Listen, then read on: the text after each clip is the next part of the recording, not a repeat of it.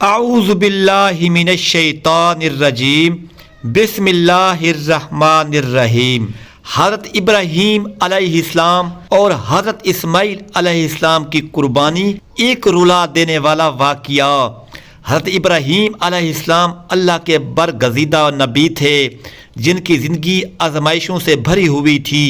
ان کی سب سے بڑی خواہش ایک نیک اور صالح بیٹے کی تھی، اور جب اللہ نے انہیں حضرت اسماعیل علیہ السلام سے نوازا تو ان کی خوشی کی کوئی انتہا نہ رہی۔ لیکن اللہ اپنے محبوب بندوں کو آزماتا ہے۔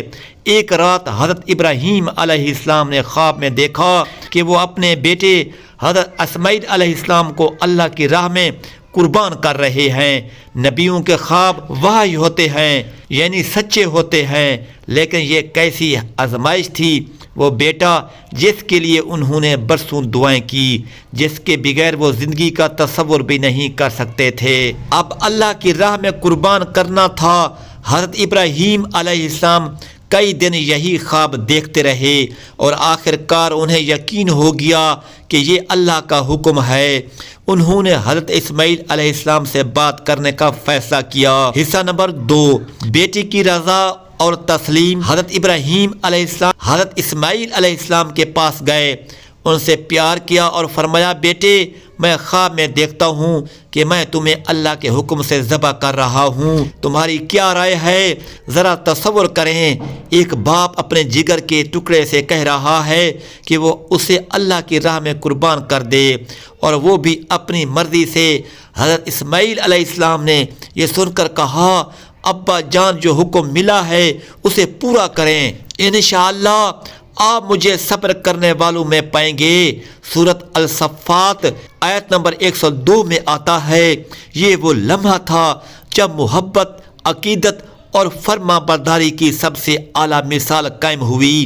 ایک باپ اللہ کے حکم پر سر تسلیم خم کر چکا تھا، اور ایک بیٹا اپنی جان اللہ کے لیے قربان کرنے کو تیار تھا۔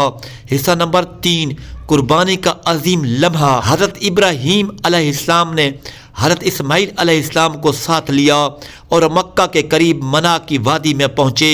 وہاں انہوں نے حضرت اسماعیل علیہ السلام کو زمین پر لٹایا، ان کی آنکھوں پر پٹی باندھی تاکہ بیٹے کو ذبح کرتے وقت ان کا دل کمزور نہ پڑے، اور چاقو ہاتھ میں لیا۔ یہ قیامت کا منظر تھا، باپ کا دل کانپ رہا تھا، لیکن اللہ کا حکم مقدم تھا۔ بیٹے نے خود کو اللہ کی رضا کے حوالے کر دیا۔ فرشتے بھی یہ منظر دیکھ کر حیران تھے۔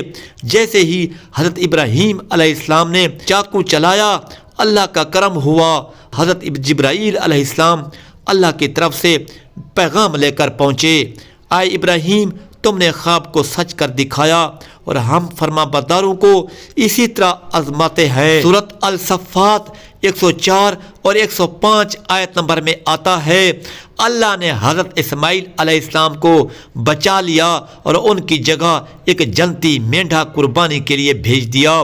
یہ اللہ کی رضا اور امتحان میں کامیابی کی نشانی تھی۔ قربانی کے اصل روح یہ واقعہ ہمیں سکھاتا ہے کہ ایمان کا اصل مطلب اللہ کی رضا میں راضی رہنا ہے۔ اللہ اپنے بندوں کو آزماتا ہے، لیکن ان کا اجر بھی عظیم رکھتا ہے۔ حضرت ابراہیم علیہ السلام کی قربانی آج بھی حج اور عید الاضحیٰ کے موقع پر یاد رکھی جاتی ہے، جہاں لاکھوں مسلمان جانور قربان کر کے اس سنت کو تازہ کرتے ہیں۔ اگر ہم بھی اپنی زندگی میں اللہ کی رضا کو سب سے مقدم رکھیں، دنیا اور آخرت میں کامیاب ہو سکتے ہیں۔ آمین یا رب العالمین۔